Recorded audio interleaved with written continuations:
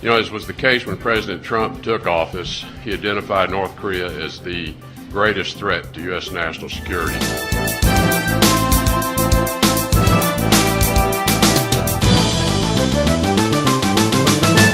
The U.S. Security Council is meeting to discuss North Korea's nuclear provocations. Pyongyang made the rare decision to send its ambassador to the event, most likely to protest the gathering's agenda, with a defiant speech claiming the regime is a rightful nuclear power. Park Hee-jun provides a glimpse of how the session could unfold. The U.S. is set to further ramp up the pressure on North Korea at the United Nations, where the North is also set to be making a rare appearance.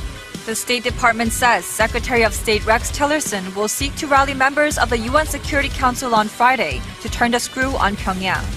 Tillerson is slated to take part in a Security Council ministerial briefing regarding North Korea's nuclear weapons program.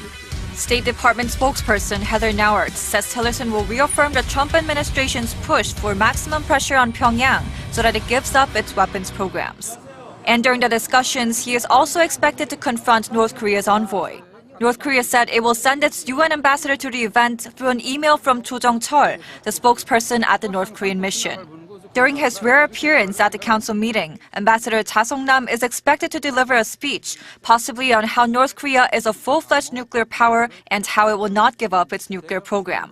He met UN official Jeffrey Feltman on Thursday to follow up on the UN official's visit to Pyongyang last weekend. North Korea is not a member of the UN Security Council, but it made a request on Thursday to attend the event as a participating nation. The move is seen as a highly exceptional case, raising speculation that its envoy may be planning to make strong and determined remarks on the meeting's agenda. Ahead of the event, North Korea's state-run Korean Central News Agency lashed out at the U.S. for convening the meeting. The report said the meeting is none other than a desperate measure plotted by the U.S. being terrified by the North State nuclear force. In a separate broadcast, the North slammed the U.S. over the possible use of a naval blockade, warning such a move could drive the situation on the Korean peninsula to the brink of war.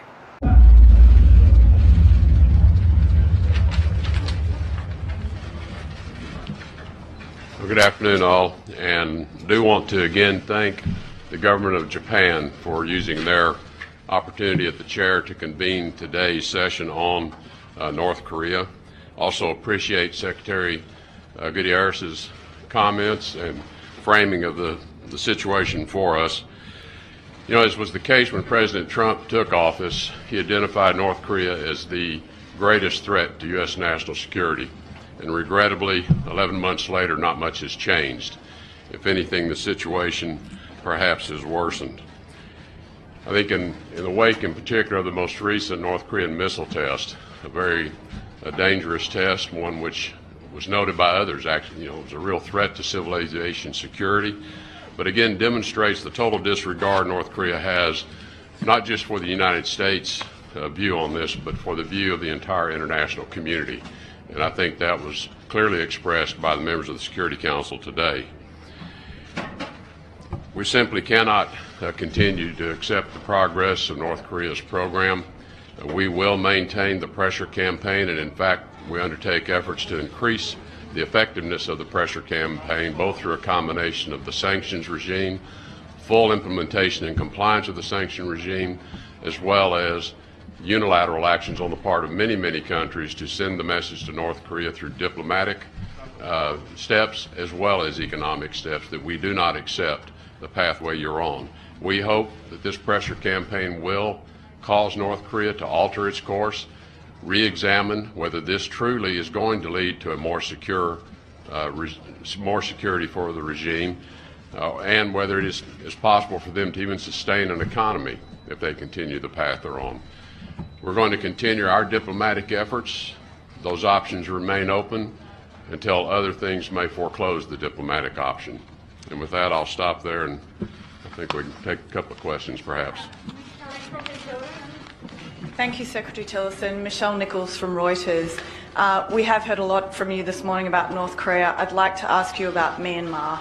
As you're aware, earlier this week, 2 Reuters journalists were arrested and their whereabouts are unknown. What is the US government doing to pressure Myanmar for their release? And is the US considering further sanctions on Myanmar over human rights abuses? Well, our local representatives at the mission in Myanmar, at the embassy, are expressing our concerns over the detention of individuals, demanding their immediate release or information as to the circumstances around their disappearance. We are continuing to examine the circumstances around all of the events since the August attacks that have led to the enormous migration of people out of Myanmar, and have already identified one individual, and we are examining other possible individuals to hold responsible for targeted sanctions from the U.S. How important is a free press in Myanmar? How important is a free press in Myanmar? Well, a free press is vital to Myanmar's transition and becoming a viable democracy, and we want Myanmar's democracy to succeed. We know it is a process that they need to work through. This particular crisis is a real test of whether they are going to be able to affect a successful journey to democracy. Mr. Secretary, you previously said that a precondition to talks with North Korea is the regime agreeing to give up its nuclear and ballistic missile capabilities. On Tuesday, you said that wasn't realistic. And today, you didn't mention the issue at all, despite what was in your prepared remarks. Does it remain a precondition for the United States? And are you and President Trump on the same page on whether and when to engage in talks? The President's policy on North Korea is quite clear, and there's no daylight at all between the President's policy and the pursuit of that policy. And the President, I think, has been very clear that we are going to lead this pressure campaign. We're going to unite the international community, and we're going to keep the pressure as much as we can and increase it where possible. Most recently, the President called President Xi personally and asked him for China to cut the oil supplies off to North Korea to increase this pressure. That is intended to lead to diplomatic talks. In the meantime, the President's been very clear. Militarily, we are going to be prepared should something go wrong, and our military is prepared. With respect to the talks, we are not going to accept preconditions. You heard others who have called for freeze for freeze. We do not accept a freeze for freeze as a precondition to talks. We do not accept any relaxing of the sanctions regime as a precondition of talks. We do not accept the resumption of humanitarian assistance as a precondition of talks. So we are not going to accept preconditions for these talks. But as I indicated in my remarks, our communication channels remain open. North Korea knows they're open. They know where the door is. They know where to walk through that door when they want to talk. Thank you. UN Undersecretary for Political Affairs Jeffrey Feltman told reporters in New York his talks in Pyongyang last week with senior North Korean officials found common ground on the need to prevent war over its nuclear and missile programs, but little else. North Korean interlocutors agreed it was important to prevent war. How we do that was the topic of 15 plus hours of discussions. The people who we met listened carefully to our arguments. They explored our thinking. They asked questions. They argued with us.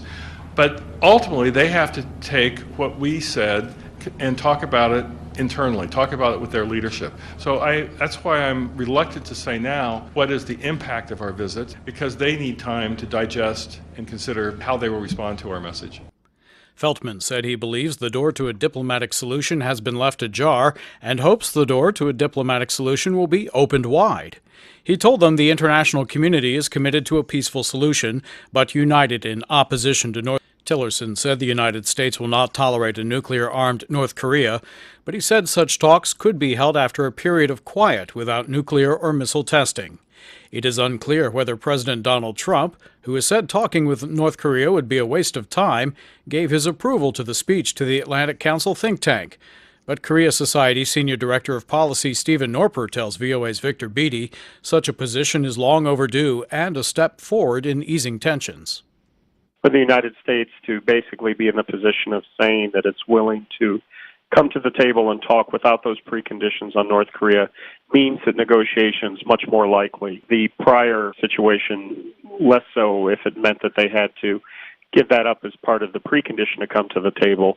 At this point, the United States is saying, come and we'll talk from there. He also mentioned that North Korea must show restraint. Quote, it's going to be tough to talk if in the middle of our talks, North Korea decides to test another device. So we continue to indicate to them that we need a period of quiet. You need to tell us you want to talk. North Korea has indicated it's not interested in talking, is it? North Korea has held off on some of its testing up until the November 29th tests. There had been almost a 75-day hiatus, and so Washington is signaling that it wants to see a similar type of pause in missile and nuclear activity to show seriousness to get to the table to negotiate. Tillerson disclosed that the U.S. has been in discussions with China about how to secure North Korea's nuclear weapons in the event the government collapses. Well, I think what he's trying to do is signal a few things. He's saying that there's muscle behind the diplomacy.